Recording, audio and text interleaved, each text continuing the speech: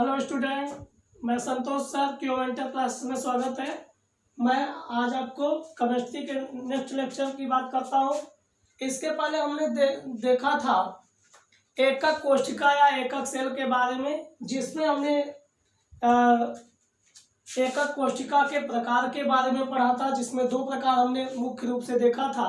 जिसमें होता आद्य एकक सेल, जिसे हमने बताया था प्रिमिटिव यूनिट सेल कहेंगे, और दूसरा था केंद्रित एकक सेल। और केंद्रित एकक सेल का मतलब जो सेंटर्ड यूनिट सेल।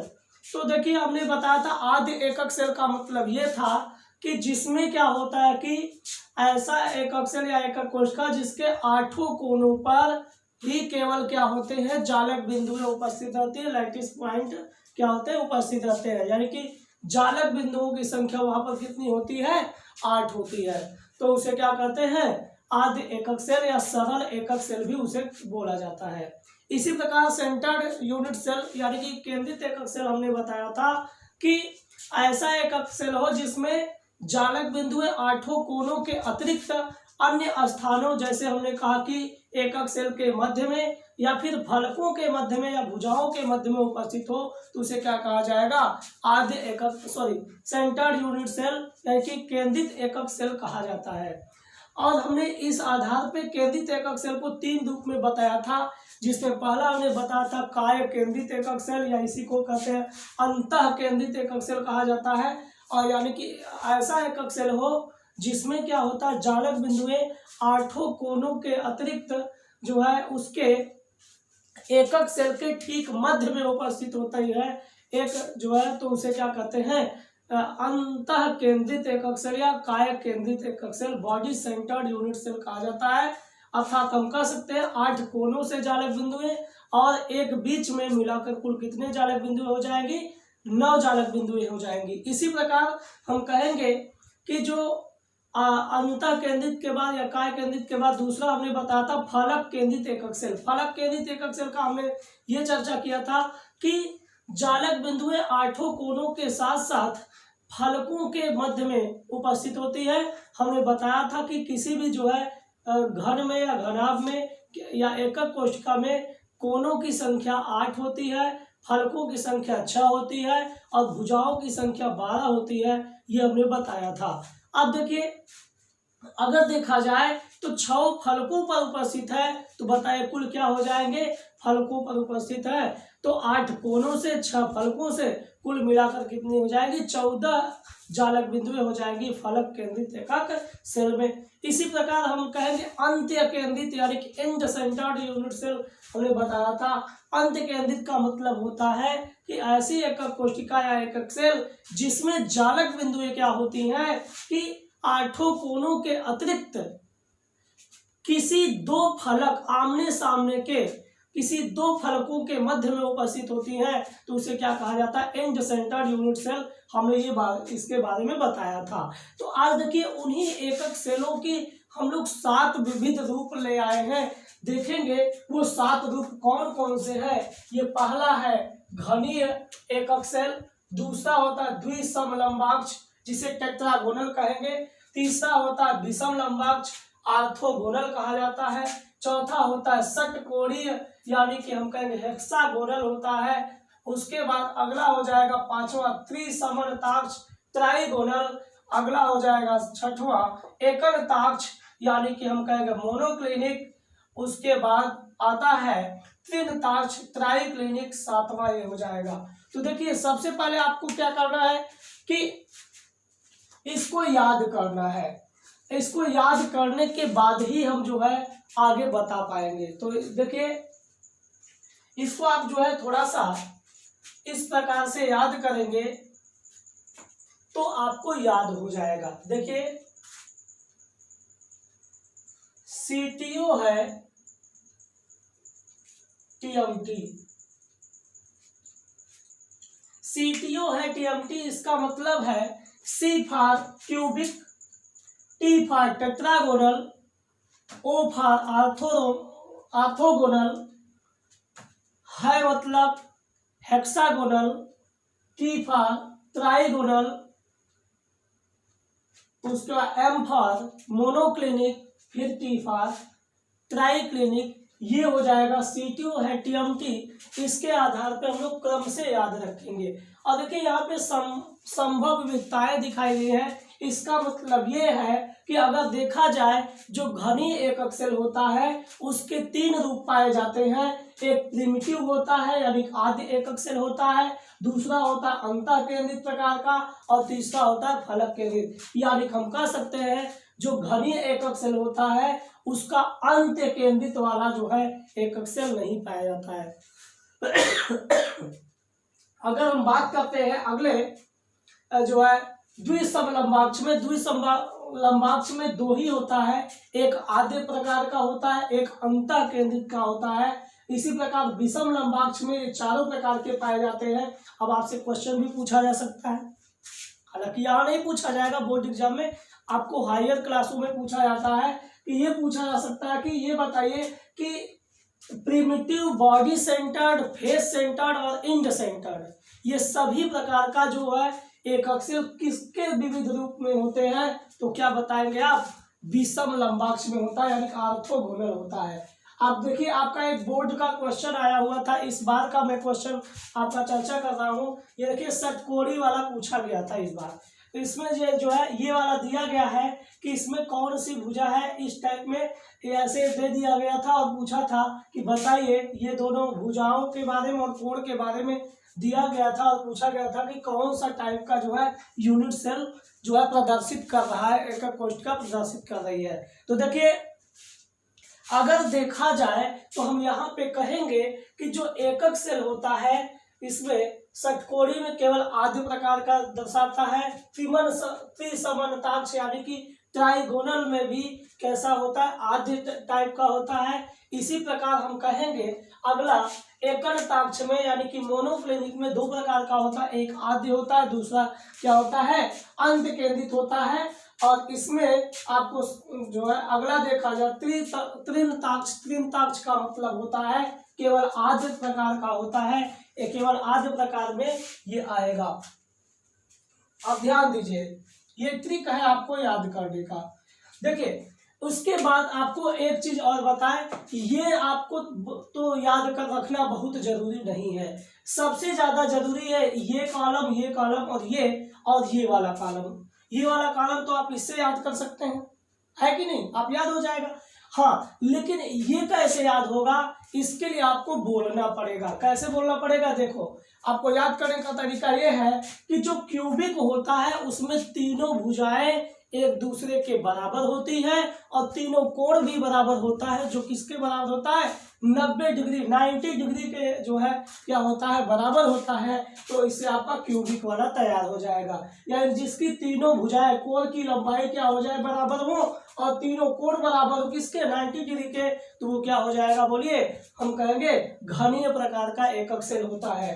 अब अगर इसी प्रकार अगर देखा तो द्विसमलंबाक्ष में जिसकी 2 भुजा बराबर हो लेकिन तीसरी भुजा क्या हो जाए, या बराबर ना हो लेकिन तीनों कोण क्या होते हैं, 90 डिग्री के बराबर होते हैं, तो वो द्विसमलंबाक्ष कहलाता है। अब देखिए तीसरा बात करते हैं विषमलंबाक्ष, यानी जिसकी तीनों भुजाएं, देखिए जिसकी तीनों भुजाएं बराबर ना हो, एक दूसरे से भिन्न हो, अलग अलग साइज की हो, लेकिन जो हम कहेंगे तीनों कोण किसके बराबर होते हैं, 90 डिग्री के बराबर होते हैं, तो वो क्या कहलाएंगे, बोलिए, विषमलंबाक्ष कहलाएगा। इसी प्रकार षटकोणी में आ जाए, इसमें 2 भुजाएं बराबर होंगी, तीसरी भुजा बराबर नहीं होगी, लेकिन अगर देखा जाए इसी प्रकार यहाँ पे 2 कोण 90 डिग्री के बराबर होंगे और तीसरा कोण क्या होता है, 120 डिग्री के बराबर होता है, तो ये हो जाएगा हेक्सागोनल षटकोणी। यही बोर्ड एग्जाम में पूछा गया था इस बार। तो आप लोग जो है क्या करेंगे, थोड़ा सा इसी को केयर करना है, कैसे आपको याद करना है, जैसे मैं बोल रहा हूँ ऐसे आप बोल बोल के याद करिए, उसके बाद 2-3 बार लिख डालिए, देखिए हमेशा तैयार हो जाएगा।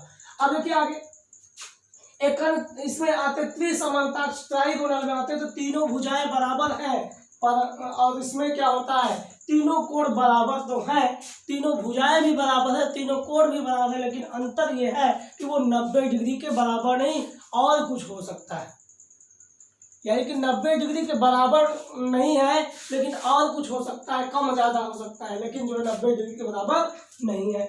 इसी प्रकार अगर देखा जाए एकनताक्ष में तीनों भुजाएं बराबर नहीं है, और इसमें दो कोण बराबर है अल्फा और गामा। ध्यान दीजिएगा, अल्फा और गामा यहाँ जो है 90 डिग्री के बराबर है, लेकिन बीटा 90 डिग्री के बराबर नहीं होता है। इसी प्रकार आगे आते हैं तीन ताक्ष में। तीन ताक्ष में तीनों भुजाएं जो है एक दूसरे के बराबर नहीं है, अलग अलग है, और कोण भी क्या होता है, एक दूसरे के बराबर नहीं है और 90 डिग्री के भी बराबर नहीं है। तीनों कोण भी क्या होंगे, अलग अलग होंगे और 90 डिग्री के बराबर नहीं हो सकते। ये क्या होंगे, इसके संभावनाएं होंगी। और इसका आप एग्जाम्पल याद कर सकते हैं। घड़ी में क्या आएगा, NaCl आएगा, जिंक ब्लेंड आएगा। जिंक ब्लेंड मतलब होता है ZnS, जिंक ब्लेंड हो जाएगा। उसके बाद क्या हो जाएगा, कॉपर। इसी प्रकार आ जाएगा द्विसमलंबाक्ष में श्वेत टिन, सफेद जो है टिन होता है, टिन ऑक्साइड होता है, टाइटेनियम ऑक्साइड होता है, कैल्शियम सल्फेट होगा। इसी प्रकार यहाँ पे हो जाएगा विषम लंबाक्ष में विषम लंबाक्ष सल्फर हो जाएगा, पोटेशियम नाइट्रेट हो जाएगा, बेरियम सल्फेट हो जाएगा। षटकोणी या षटकोणी में आ जाते हैं, इसमें हो जाएगा क्या, ग्रेफाइट आएगा, जिंक ऑक्साइड आएगा, कैडमियम सल्फाइड आता है एग्जाम्पल में। अगला आते हैं त्रिसम अंताक्ष में कैल्साइड या कैल्शियम कार्बोनेट, जिसे चूना पत्थर भी कहते हैं आप लोग। उसके बाद सिन बार यानी कि सिंदूर हो जाएगा, HGS होता है। इसी प्रकार हम कहेंगे एकंताक्ष में आएगा एकंताक्ष गंधक या एक सल्फर होगा, उसके बाद सोडियम सल्फेट डेकाहाइड्रेट होता है। हम बात करते हैं त्रिंताक्ष में क्या आता है, पोटेशियम डाइक्रोमेट की बात करते हैं। K2Cl2O7 पोटेशियम डाइक्रोमेट है और कॉपर सल्फेट पेंटाहाइड्रेट है, आर्थोबोरिक अम्ल H3PO3 है। तो बच्चों ये आपको पूरा जो है लिस्ट तैयार होना चाहिए, आप लोग इसको उतार लीजिए और ये ट्रिक जो है अपना लिख लीजिए ताकि तैयार हो जाए, ठीक है। तो अगला हम आपका टॉपिक पढ़ेंगे। अगला टॉपिक होगा, देखिए बच्चों, अगला टॉपिक आपका हो जाएगा निविड़ संकुलन संरचना। निविड़ संकुलन संरचना का क्या मतलब है, निविड़ का मतलब होता है बंद, संकुलन का मतलब होता है पैक्ड होना, पूरा भरा होना, और संरचना का मतलब आप समझ ही रहे हैं। देखिए इसका मतलब ये होता है कि जो अभी हम लोग एकक कोशिका या एकक सेल की बात कर रहे थे, जो उसमें जालक बिंदुएं हैं, अगर उसको गोलों के रूप में मान लिया जाए तो वो गोला जो होता है बड़ा हो जाएगा। जो जालक बिंदुएं पॉइंट के रूप में होती है, बिंदु के रूप में होती है कोनों पर या फिर उसके मध्य में, अब वो क्या हो जाती हैं, एक गोले के रूप में हो जाती है, बड़ी हो जाती है। तो क्या होगा कि वो पूरी संरचना क्या होती है, बंद हो जाती है, क्लोज हो जाती है। इसलिए ऐसी संरचना को क्या कहते हैं, निविड़ संकुलन संरचना कहते हैं। अब देखिए अगर देखा जाए तो जो ठोस होते हैं, ठोसों में निविड़ संकुलित होते हैं। ठोसों में जो संरचनाएं होती हैं वो कैसी होती हैं, निविड़ संकुलित होती हैं। या ये हम कह सकते हैं ठोसों में अवयवी कण, ठोसों में अवयवी कण,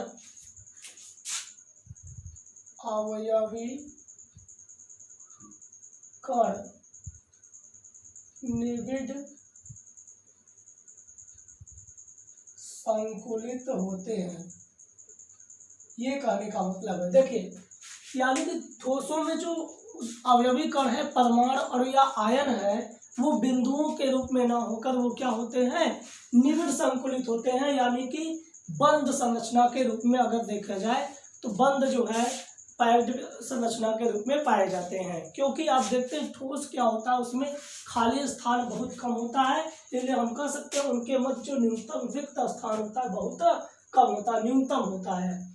यदि अवयवी कणों अगर देखा जाए तो अवयवी कणों को कठोर गोले के समान माना जाए। यहाँ पे हमने लिखा है कि अगर अवयवी कण को क्या मान लिया जाए, कठोर गोलों के रूप में मान लिया जाए। इसे तीन रूपों में व्यक्त किया, तीन पदों में व्यक्त किया जा सकता है। पहला है एक विमा में निविड़ संकुलन, दूसरा क्या है द्विविमा में निविड़ संकुलन, और तीसरा क्या है त्रिविमा में निविड़ संकुलन। ये देखिए त्रिविमा में निविड़ संकुलन। तो बच्चों ये देखिए अगर देखा जाए तो हम ये कह सकते हैं एक विमा में निविड़ संकुलन, एक विमा मतलब एक दिशा, यानी कि रेखीय संरचना। अगर रेखीय गोलों को रखा जाए रेखीय संरचना के रूप में तो यहाँ पे क्या होगा, देखिए एक रेखीय संरचना में से अगर एक पंक्ति में रखते हैं तो इसमें प्रत्येक जो है देखा जाए, देखो यह गोलों को व्यवस्थित करने की एक ऐसी विधि है जिसमें गोलों को एक पंक्ति में ये देखिए एक पंक्ति में एक दूसरे के स्पर्श, एक दूसरे से क्या करते हैं, स्पर्श करते हुए जो है व्यवस्थित किया जाता है। इसमें देखिए प्रत्येक गोला दो अन्य गोलों के संपर्क में आ रहा है। आप यहाँ पे एक वर्ड है उप सहसंयोजन संख्या, यानी उप सहसंयोजन संख्या का मतलब ये होता है कि किसी जो है जालक में जो एकक कोष्ठिका है उसके एकक कोष्ठिका में जो उपस्थित जालक बिंदुएं हैं, यानी कि अगर गोलों के रूप में मानी जाती हैं, तो प्रत्येक गोला जितने अन्य गोलों के संपर्क में होता है वही उसकी संख्या ही क्या कहलाती है, उप सहसंयोजन संख्या कहलाती है। यानी कि हम अगर कहें तो यहाँ पे क्या हो जाएगा, कोऑर्डिनेशन नंबर इसे कहा जाता है। तो देखिए यहाँ पे प्रत्येक गोला दो अन्य गोलों के संपर्क, मान लीजिए इसकी अगर बात करते हैं, ये जो गोला है ये दो अन्य गोलों के, इसकी बात करें तो ये दो अन्य गोलों, प्रत्येक गोला दो अन्य गोलों के संपर्क में आ रहा है, अतः हम कह सकते हैं इसकी उप सहसंयोजन संख्या कितनी हो जाएगी, 2 हो जाएगी। और देखा जाए तो ये तो हो गई इसकी बात, इसे रेखीय निविड़ संकुलन भी कह देंगे, ठीक है। अब बात आती है द्विविमा निविड़ संकुलन, close packing in 2 dimension. Close packing in 2 dimension, 2 विमा में निविड़ संकुलन की अगर बात किया जाए तो 2 विमा में निविड़ संकुलन कैसा होता है बच्चों, देखिए 2 विमा में निविड़ संकुलन जो होता है संरचना वो इस प्रकार हम देखेंगे। जैसे देखा जाए तो यह गोलों को 2 विमाओं में व्यवस्थित करने की विधि होती है, यानी कि 2 दिशाएं में रखा जाएगा, एक हम कह सकते हैं लंबाई में, एक चौड़ाई में रख सकते हैं, लेंथ और ब्रेथ में इसे रखा जा सकता है। लेकिन अगर देखा जाए तो इसे भी 2 भिन्न प्रकार से व्यवस्थित किया जा सकता है, और वो 2 भिन्न प्रकार पहली बार क्या होगा, प्रथम बार क्या होगा, यहाँ पे द्वितीय पंक्ति के गोले के ठीक ऊपर प्रथम पंक्ति के गोले रखे जाते हैं, यानी द्वितीय पंक्ति का जो गोला है उसके ठीक ऊपर प्रथम पंक्ति के गोले रखे जाते हैं, और इसमें केंद्र क्या होता है, हमेशा एक सीध में रहता है। जैसे हमने कहा कि द्वितीय पंक्ति का केंद्र प्रथम पंक्ति के गोले का केंद्र एकदम क्या होता है, ठीक सीध में रहता है, ये हो जाएगा रखने की प्रथम विधि होती है। अगर देखा जाए इसमें जो है अगर गोलों को रखा जाए, रखने के बाद एक गोले की अगर चर्चा करते हैं, बात करते हैं, तो देखिए केंद्रों को मिलाने पे लगता है एक वर्ग बना हुआ है, स्क्वायर बना है, इसलिए इसे हम लोग क्या कहते हैं, बोलिए वर्ग निविड़ संकुलन संरचना करते हैं। द्विविम वर्ग निविड़ संकुलन इसे कहेंगे, क्या बोलेंगे, द्विविम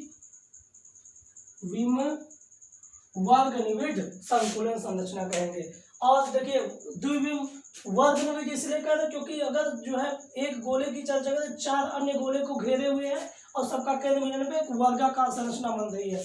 अब 4 अन्य गोले अगर बने हुए हैं, आपको समझ में आ गया होगा उप सहसंयोजन संख्या कितनी होनी चाहिए, 4 होनी चाहिए, क्योंकि यहाँ पे उसके पहले 2, वहां पे यहाँ पे क्या होता था कि एक विमा निविड़ संकुलन में प्रत्येक गोला 2 अन्य गोलों के संपर्क में रहता था, तो उप सहसंयोजन संख्या कितनी होती थी, 2 होती थी। परंतु अगर देखा जाए इसमें क्या हो रहा है कि प्रत्येक गोला 4 अन्य गोलों के संपर्क में है, अतः हम कह सकते हैं इसकी उप सहसंयोजन संख्या कितनी होगी बच्चों, 4 हो जाएगी। आपको बात क्लियर हो गया। अब अगली बात हम करते हैं दूसरी व्यवस्था में क्या होता है, द्वितीय पंक्ति के गोलों तथा प्रथम पंक्ति के गोलों को संतरित रूप में रखा जाता है, स्टेगर्ड फॉर्म में रखा जाता है। संतरित रूप का मतलब एक पंक्ति को रख लिया जाता है पहले, तो उसके बाद जो उसमें जो है क्या 2 गोलों के बीच में जो खाली स्थान या हम कहेंगे क्या गड्ढा बचेगा, या उसमें जो है क्या होता है कि फिट करने का जो स्थान बचता है उसमें रख दिया जाए, तो ये होता है क्या हम कहेंगे स्टेगर्ड फॉर्म, यानी कि संतरित रूप इसे कहा जाता है। तो हमने कहा कि अगर इस प्रकार व्यवस्थित किया जाए तो इसमें क्या होगा कि प्रत्येक गोला 6 अन्य गोलों के संपर्क में आएगा। देख सकते हैं यहाँ पे संरचना, ये जो गोला है 1 2 3 4 5 6 अन्य गोलों के संपर्क में आता है।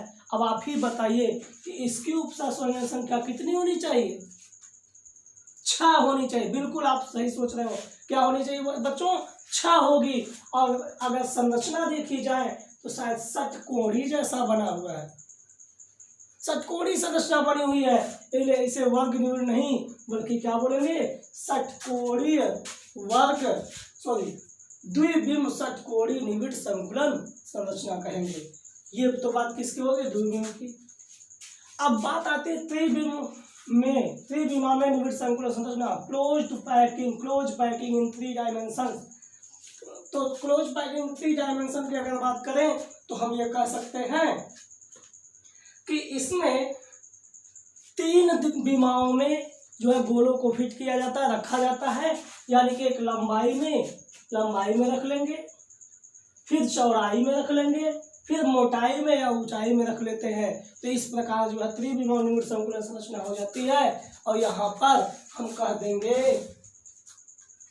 अलग अलग प्रकार से इसे व्यवस्थित रख सकते हैं। इसके लिए हम लोग डिटेल पढ़ेंगे नेक्स्ट लेक्चर में। आज के लिए बस इतना ही बच्चों, हम लोग जानेंगे नेक्स्ट लेक्चर में इसके बारे में डिटेल, ठीक है। उसके बाद फिर इससे जुड़ी देखो बच्चों, मैं आपको दिन रात मेहनत कर रहा हूँ आपकी तैयारी करवाने के लिए। तो इसमें जो है आपको भी लग जाना चाहिए, क्योंकि मैं ये वीडियो जो बना रहा हूँ रात का वीडियो है, मैं इसलिए लगा हूँ कि आपकी पढ़ाई डिस्टर्ब ना हो। क्योंकि ये इस समय हमें जो है महामारी के वजह से हमें लॉकडाउन में घर पे ही रहना है, बाहर नहीं निकलना है। तो हम क्यों ना अपनी पढ़ाई को बरकरार रखें, अपने घर पे ही रहें, लेकिन हमारी पढ़ाई में कोई डिस्टरबेंस, कोई प्रॉब्लम ना आए। इसलिए मैं आपके साथ लगा हूँ बच्चों, आप भी जुड़ जाइए, आप भी लग जाइए। क्योंकि कहते हैं ना, जब अच्छे जो है कामों की ओर कदम बढ़ाए जाते हैं तो बाधाएं बहुत आती हैं। तो आपके लिए देखा जाए तो आप इसके बाद एक नए मुकाम की ओर जानना है, आपको जाना है। इसलिए हम कह सकते हैं कि आप क्या करिए कि इस महामारी को मत ध्यान दीजिए, अपने को बचाइए। महामारी तो आई है सो जाएगी ही, उसमें कोई जो है शक नहीं है, लेकिन आप अपने आप को स्वस्थ रखिए, हमेशा बचा के रखिए, अपने घर पे रहिए, लेकिन आपकी पढ़ाई में कोई बाधा ना उत्पन्न हो, आपका पढ़ाई हमेशा चलती रहे, ताकि आपका जो आगे आने वाले फ्यूचर में जो भी एग्जाम आप देंगे उसमें क्या हो कि आपकी सफलता मिले। ठीक है बच्चों, तो मैं आपके लिए दिन रात लगा हूँ, आप मेहनत करिए, खूब हमारे साथ मेहनत करिए, ताकि आपको जो है हम नए कदमों पर, नए जो है शिखर पर पहुँचाएँ। बस यही हमारी आशा है, हमारा यही जो है आप पर विश्वास है। ठीक है, तो बस आज इतना ही, नेक्स्ट लेक्चर में मिलेंगे। धन्यवाद।